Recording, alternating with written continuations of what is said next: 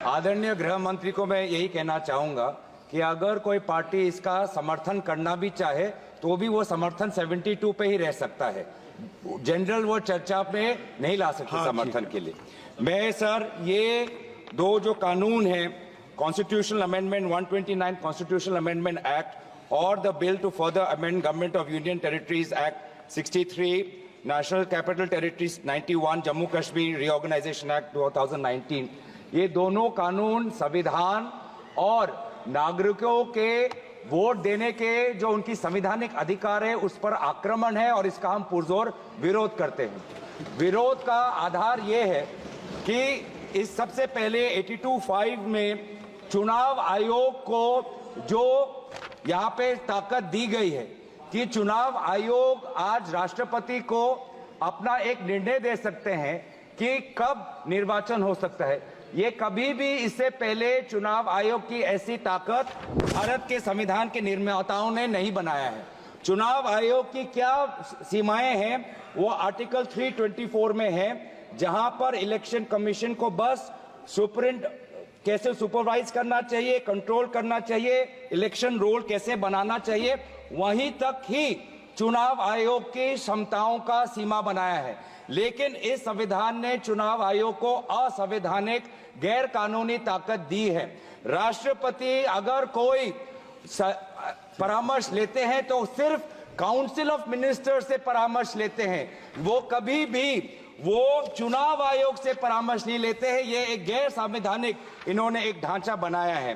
राष्ट्रपति जी अगर council of ministers की एडवाइस लेते हैं 74, जो article 74 of constitution of India में है, या वो article 356 of constitution of India, वो सिर्फ गवर्नर के रिकमेंडेशन पे ले सकते हैं। 356 गवर्नर के रिकमेंडेशन पे या 74 के अनुसार काउंसिल ऑफ मिनिस्टर्स के रिकमेंडेशन में। ये पहली बार ये एक ऐसा कानून लाए हैं कि राष्ट्रपति अब चुनाव आयोग के भी रिकमेंडेशन पर एक निर्णय ले सकते हैं। ये पूरी तरीके से इसका विरोध करते हैं। चुनाव आयोग में किस प्रकार से कमिश्नर्स नियुक्त होते हैं, नहीं होते हैं, सुप्रीम कोर्ट की भूमिका रहती है, हटाई जाती है, उस पर हम बाद में चर्चा करेंगे। दूसरी बात यह है कि संविधान के बेसिक स्ट्रक्चर में एग्जीक्यूटिव, लेजिस्लेटिव और जुडिशरी के बीच में संतुलन हो, उसका भी विवरण है।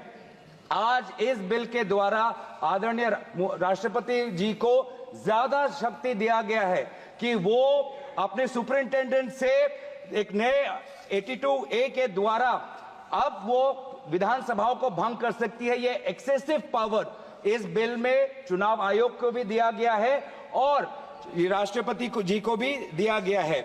और यहाँ पे जो मुद्दा उठाया है कि चुनाव आयोग का ये जो खर्च है कम करना चाहते हैं, चुनाव आयोग के खुद उन्होंने कबूल किया है कि 2014 की चुनाव आयोग में कितना पैसा खर्च हुआ, लगभग 3700 करोड़। ये 3700 करोड़ के लिए ऐसा एक गैर संवैधानिक कानून ये लाए हैं, ये पूरी तरीके से तथ्य के खिलाफ है। हम दोबारा कहना चाहते हैं कि संविधान और एक नागरिक जो आर्टिकल 14 जो उसको वोट देने का अधिकार देते हैं, वो जब वोट देता है तो हमारे संविधान में लिखा है कि जो 5 ईयर टर्म है, जो 5 ईयर टर्म है आर्टिकल 83(2) में हाउस ऑफ पीपल को और आर्टिकल 172(1) में जो 5 ईयर टर्म है उसके साथ खिलवाड़ नहीं कर सकते। ये एक गलत नीति आयोग के रिपोर्ट के आधार पर ये कहना चाहते हैं कि 5 ईयर टर्म अनिवार्य नहीं है। 5 ईयर टर्म अनिवार्य है, ये नीति आयोग के रिपोर्ट में नहीं जाए। नीति आयोग कोई संवैधानिक कोई बॉडी नहीं है जो इस प्रकार का ये परामर्श दे पाए। तो इसीलिए मैं बस इतना ही कहना चाहूंगा कि ये दोबारा अगर इनको लगता है कि प्रधानमंत्री मोदी जी पर के प्रचार से ये पूरे ये भारत के चुनाव को छीनेंगे, तो हम ये चोरी नहीं होने देंगे और हम बिल का विरोध करते हैं। इस बिल को जेपीसी में भेजा जाए।